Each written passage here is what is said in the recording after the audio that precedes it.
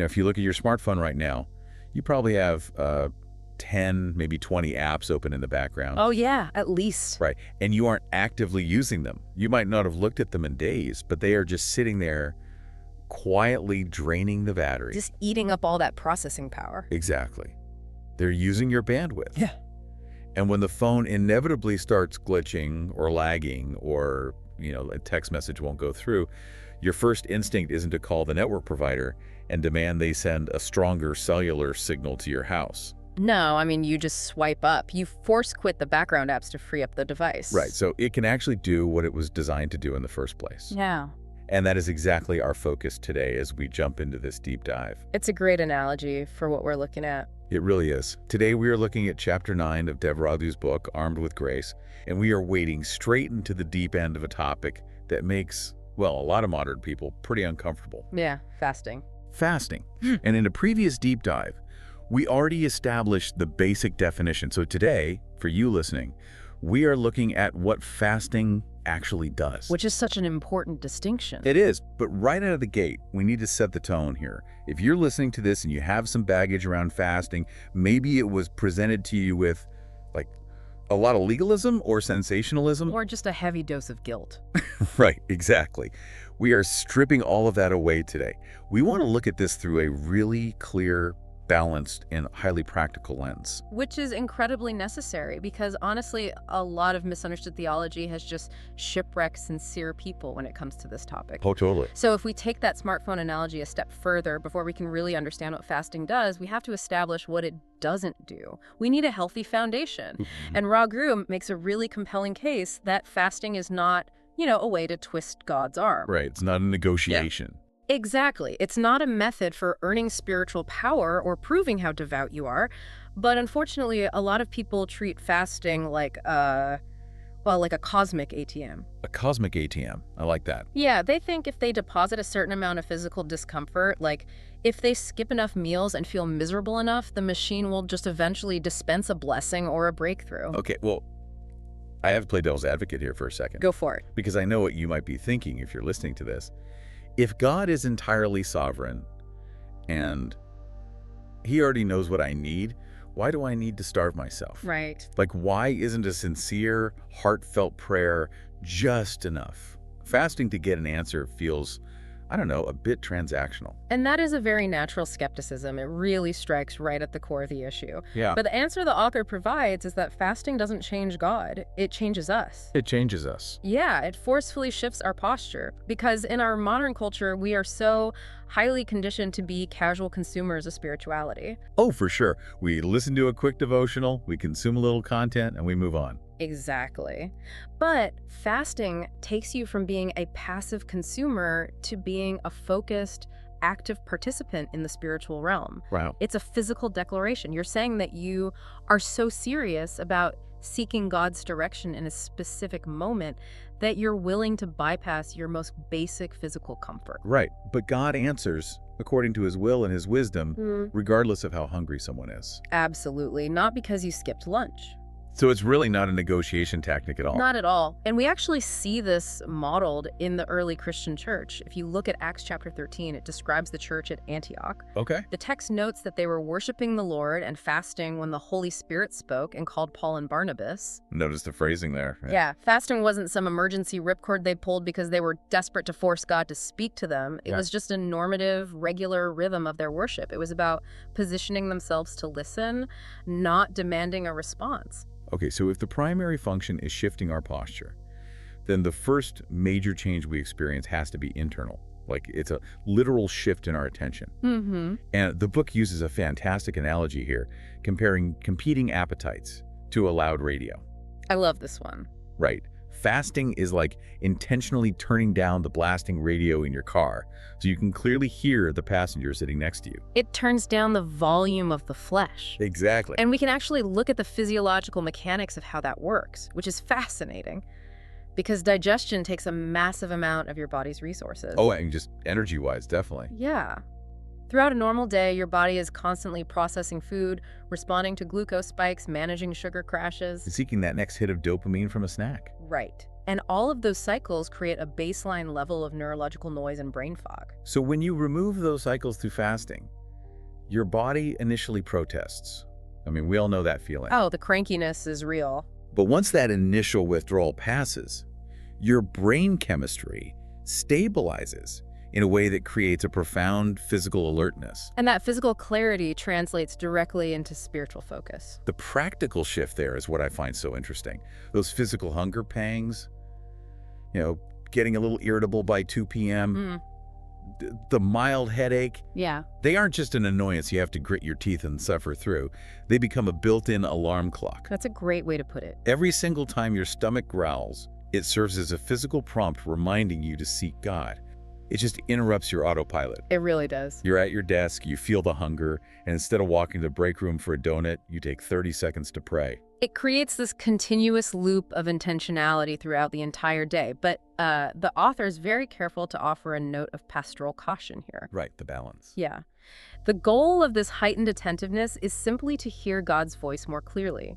The goal is not to chase mystical experiences. Right. You aren't fasting to force a dramatic vision or manifest some wild supernatural encounter. Exactly. You aren't climbing a mountain expecting to see a burning bush every single time you skip lunch. Setting an expectation like that is just dangerous. It really is, because if you go into a fast, assuming the heavens are going to part and an audible voice is going to echo in your living room, I mean, you will likely be disappointed. Yeah, the breakthrough might be incredibly quiet.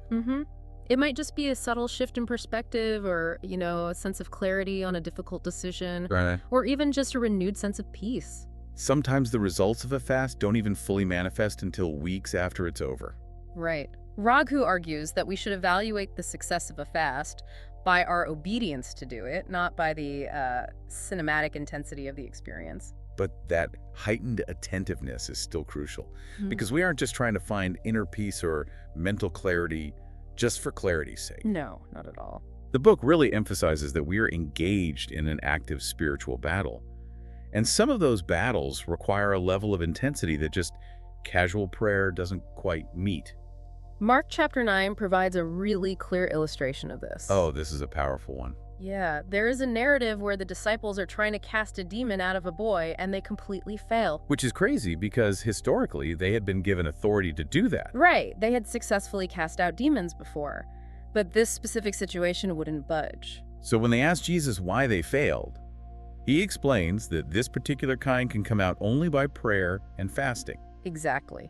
The theological takeaway there is that some spiritual struggles are just deeply entrenched, they're heavily fortified. So regular prayer is foundational, but certain strongholds require an elevated level of spiritual intensity. Which brings up a story from the book that really highlights this dynamic. Raghu shares the story of a man named Nathan and his mentor. Oh yeah, they had been praying for a struggling family for months. Right. Months. And we are talking about consistent, sincere prayer, but there was zero movement. Nothing was changing in the family's dynamic at all. Wow. Finally, the mentor asks Nathan if they had actually fasted for this family. Neither of them had. So they decided to commit to a 3-day water fast. Right. Choosing to spend their normal meal times praying specifically for the situation. And the narrative doesn't shy away from the physical reality of that choice either. By day 2 of a water fast, the physical toll is significant. Oh, it's intense. The book details how irritable, weak, and lightheaded they were. Suddenly, every single commercial on television looks like a 5-star meal. The psychological battle just to stay focused is exhausting. But by the 3rd day, something broke open. Nathan is praying, and he receives a very specific, undeniable word for the struggling father of this family. Yeah.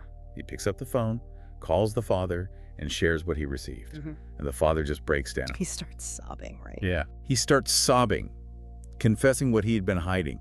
And within 30 minutes of that phone call, he is on the phone with a treatment center scheduling an intake appointment. It's incredible. Months of stand-up prayer produced no visible movement. But 3 days of prayer combined with fasting brought the entire wall down. Raghu uses a military analogy here that makes so much sense to me. If regular prayer is like a soldier in standard combat, which, is effective, necessary, and good. Right. Prayer combined with fasting is like calling in an airstrike. It adds this focused urgency to the battle. It's a really powerful analogy for understanding the weight of the practice. But if fasting is an airstrike, how do you ensure you aren't ignoring the ground troops? Yeah. We have to balance this carefully. We really do. We cannot look at Nathan's story and turn it into a guaranteed magic formula. Right. You cannot look at a crisis and calculate that, 3 days of fasting mathematically equals one answered prayer. That mindset turns God right back into the ATM we discussed earlier. Fasting is a profound posture of desperation and dependence, but God remains sovereign. Sometimes he says no, or he says wait, even when we fast. That tension between utilizing the spiritual weapon of fasting while acknowledging we still live in a physical world is exactly what a woman named Patricia had to navigate in the book. Yes. Her story is so important here. She battled a heavy generational pattern of depression. Her mother suffered from it. Her grandmother suffered from it. She described it in the book as feeling like a literal physical weight pressing down on her. It felt like more than just a chemical imbalance. It felt oppressive. So she decided to undertake a 21-day Daniel fast to seek a breakthrough. And for those unfamiliar, a Daniel fast is essentially a strict plant-based diet, right? Yes, you consume very simple foods, cutting out meats, sweets, processed foods, and usually caffeine. A caffeine withdrawal alone. Oh, I know. But the design of it allows you to keep working and functioning in your daily life, while the extreme simplicity of the diet keeps you in a constant low-level state of self-denial and spiritual awareness. So she is navigating this Daniel fast. And on day 14, during her morning prayer time, she felt a massive invisible weight physically lift off her shoulders. Wow. Her description of it is really striking. She said it was the difference between carrying a heavy backpack and carrying a heavy backpack with an invisible person sitting on top of it. That is such a vivid image. The fast knocked the invisible person off her back. It broke the spiritual dimension of her depression. But, and this is so key, the book heavily emphasizes a crucial detail here. Patricia did not stop her medical treatment or her counseling. Exactly. That is the textbook definition of balanced spiritual care. She had the wisdom to recognize that her battle was multidimensional.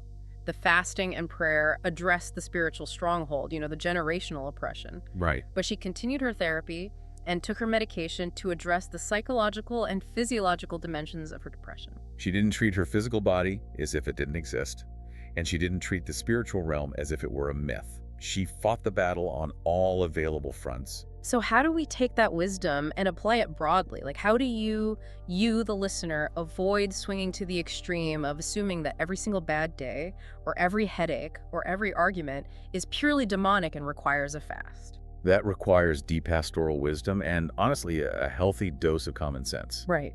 We must never imply that every struggle is a demon hiding behind a bush. Sometimes your headache is just because you're dehydrated and need a nap. Seriously. Drink some water. Exactly. And sometimes a marriage is struggling because both partners are terrible at communicating and they need a licensed counselor, not an exorcism. True spiritual maturity means utilizing counseling, taking advantage of modern medicine, and doing the hard, practical work of relational reconciliation alongside the spiritual weapons of prayer and fasting. It is not an either scenario. It is both and. Definitely. And when we combine fasting with those practical steps, we are making a really profound statement about our own limitations. We are fundamentally declaring our reliance on God rather than our own strength. Because fasting physically expresses the reality that we are not self-sufficient. Jesus states this plainly in John 15:5, saying, "Apart from me, you can do nothing." The modern believer reads that verse, nods their head in agreement during a church service, and then goes out and lives as if it isn't true at all. Oh, completely. Fasting forces your physical body to agree with what your spirit claims to know. And it is a violently countercultural practice. Our modern culture absolutely worships self-reliance. We worship emotional and physical comfort. You really do. We have constructed an entire economy built around making sure you never have to wait, you never have to feel hungry, you never have to be bored, and you never have to sit in discomfort for even a second. And fasting just exposes all of that. It exposes how terrifying it actually is to sit in an empty room without a crutch. I mean, think about your own habits for a second. When you feel stressed or empty or anxious, what do you reach for? Do you reach for a snack? Do you mindlessly scroll on your phone for an hour? Do you binge watch a show to numb your brain? We reach for anesthetics. We reach for anything that will numb the discomfort of our own emptiness. And fasting strips those anesthetics away. It removes the crutches and forces you to sit in the raw discomfort of your own limitations. It demands that you bring that emptiness to God instead of taking it to the pantry or your social media feed. And in the kingdom of God, this forced dependence is actually viewed as strength. The world tells you that independence and self-sufficiency are the ultimate goals. Right. But the biblical perspective argues that realizing you are utterly dependent on God is the only way to tap into true, enduring power. By exposing those dependencies and removing those anesthetics, fasting gives us a unique opportunity to actually discipline our bodies and our habits. We are actively training what I like to call the self-control muscle. The Apostle Paul addresses this concept explicitly in the New Testament. In 1 Corinthians 9:27, he writes, "I discipline my body and keep it under control." And later, in Galatians 5, he discusses the necessity of walking by the Spirit instead of gratifying the desires of the flesh. We need to be crystal clear here, though, because history is full of people taking this to really weird ascetic extremes. Oh, definitely. The goal of fasting is not punishing your body. Your body is not the enemy here. You aren't beating yourself up to prove how holy you are or to pay penance. No, the goal is bringing your appetites under wise spiritual discipline, because your body is a wonderful servant, but it makes a terrible master. Oh, that's good. The desire for food, the desire for comfort, the desire for entertainment, none of these things are inherently evil. Right. But when the urge for a snack or the urge to check your phone starts dictating your schedule, your mood, and your decisions, you have lost ground. Fasting serves as a reset button. Yep. It reminds your flesh who is actually in charge of the system. If you can look at a plate of food when you are genuinely hungry and tell your body no for a higher spiritual purpose, you are working out that self-control muscle. And that exact same muscle pathway in your brain is what you rely on later in the day. Exercising the discipline to say no to lunch makes it marginally easier to say no to a persistent temptation that evening. It makes it easier to recognize and reject spiritual distraction. It makes it easier to say no to snapping at your spouse in a moment of impulsive anger. Because you are establishing a precedent. You are teaching your brain and your body that your immediate physical impulses do not get to dictate your actions. You are practicing the art of not being controlled by your immediate desires. And that kind of discipline inevitably spills over into every other area of your life. Let's bring this right down to the ground for you, the listener. How does everything we've unpacked today apply to your Tuesday afternoon? Think about the difficult decisions you have looming on the horizon. Think about the family concerns weighing on you right now. Maybe you have patterns in your life that seem unusually difficult to break, like Patricia's heavy depression, an addiction, or just a relentless cycle of anxiety. Or maybe you are entering a season at work or in your personal life that simply requires deeply focused prayer. Fasting isn't some medieval relic reserved for monks. It is a highly practical, potent tool designed for right now. So, to summarize Raku's argument, fasting is not about becoming powerful enough to move God. No. It is about becoming humble enough, focused enough, and dependent enough to seek Him without the usual noise and distractions. It is about clearing the bandwidth. And as we wrap up this analysis, I really want to leave you with a final thought to mull over. Consider the life of Jesus. Okay. Before he began his public ministry, before any of the miracles, and before the teaching, he went into the wilderness and fasted for 40 days. Wow, yeah. The Son of God felt it was necessary to step into a severe season of intense self-denial and dependence before stepping into his calling. That is profound. It raises an important question for self-reflection.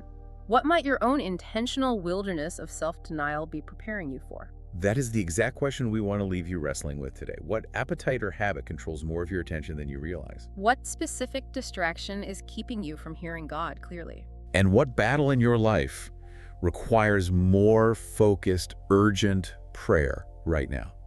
If those questions are hitting close to home and you want to explore the mechanics of this further, Dev Ragu's book, Armed with Grace, is a brilliant manual for figuring out your next steps. It really is. We highly recommend grabbing a copy to dig into the biblical teaching for yourself. It might just be time to swipe up on those background apps, clear the bandwidth, and make room for the signal to finally come through. We'll see you on the next deep dive.